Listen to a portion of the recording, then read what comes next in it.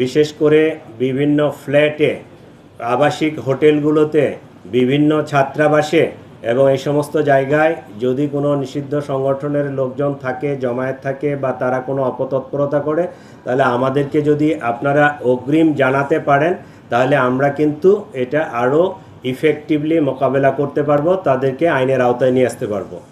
আপনারা জানেন, কার্যক্রম নিষিদ্ধ আওয়ামী লীগ ও এর অঙ্গ সংগঠনের নেতাকর্মীরা সম্প্রতি রাজধানীর বিভিন্ন স্থানে জড়ো হয়ে ঝটিকা মিছিল আয়োজনের মাধ্যমে আইন শৃঙ্খলা বিনষ্ট করে জনমনে আতঙ্ক সৃষ্টির পায়তারা করছে।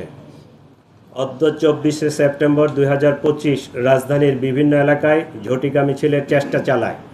এ সময় পুলিশের টহল টিম, ঢাকা মহানগরের গোয়েন্দা পুলিশের সদস্যরা এই প্রচেষ্টা নস্যাৎ করে দেয়।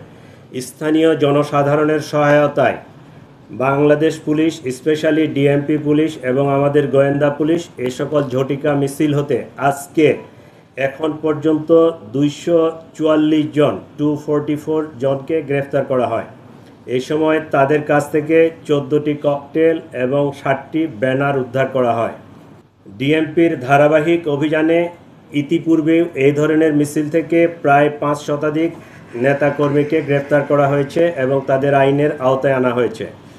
ফেসিবাদের পতনের পরেও তাদের হীন তৎপরতা থেমে নাই। আমাদের প্রিয় মাতৃভূমি স্বৈরাচারের থাবা থেকে মুক্ত হয়ে যখন স্থিতিশীল অবস্থায় এসে একটি সাধারণ নির্বাচনের জন্য প্রস্তুতি নিচ্ছে, এ সময় কার্যক্রম নিষিদ্ধ আওয়ামী লীগ এবং এর অঙ্গ সংগঠনের সদস্যরা অপতৎপরতা চালাচ্ছে, যেটি আমরা বিভিন্নভাবে দেখতে পাচ্ছি।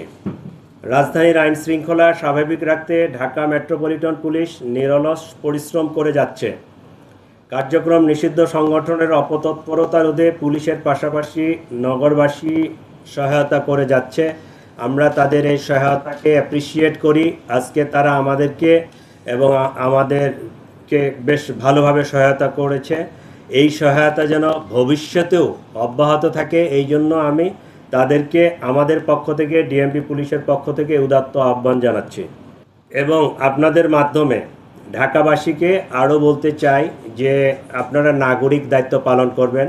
বিশেষ করে বিভিন্ন ফ্ল্যাটে, আবাসিক হোটেলগুলোতে, বিভিন্ন ছাত্রাবাসে এবং এই সমস্ত জায়গায় যদি কোনো নিষিদ্ধ সংগঠনের লোকজন থাকে, জমায়েত থাকে বা তারা কোনো অপতৎপরতা করে, তাহলে আমাদেরকে যদি আপনারা অগ্রিম জানাতে পারেন, তাহলে আমরা কিন্তু এটা আরও ইফেক্টিভলি মোকাবেলা করতে পারবো, তাদেরকে আইনের আওতায় নিয়ে আসতে পারবো।